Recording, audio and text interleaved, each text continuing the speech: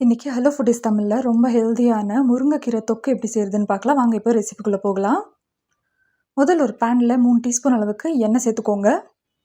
அதில் 2 டீஸ்பூன் அளவுக்கு கடலைப்பருப்பு, 2 டீஸ்பூன் அளவுக்கு உளுத்தம்பருப்பு, 5 காஞ்ச மிளகாய் காரத்துக்கு ஏற்ற மாதிரி சேர்த்துக்கோங்க. இப்போது இதை நல்லா ஒரு 10 செகண்ட் வரைக்கும் நல்லா ஃப்ரை பண்ணி விடுங்க. 10 செகண்ட் ஃப்ரை பண்ணதுக்கப்புறமா 10 பல்லு பூண்டு சேர்த்துக்கலாம். இப்போ மறுபடியும் ஒரு 10 செகண்ட் வரைக்கும் நல்லா ஃப்ரை பண்ணி விடுங்க.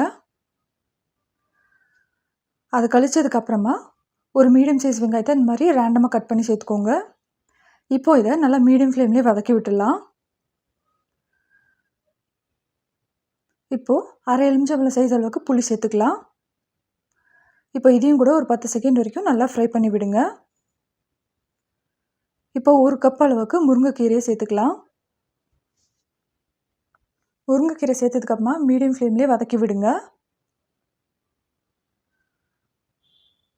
இப்போது இதில் 1/4 டீஸ்பூன் அளவுக்கு மஞ்சத்தூள் சேர்த்துட்டு ஒரு 2 நிமிஷம் வரைக்கும் நல்லா வதக்கி விட்டுடலாம்.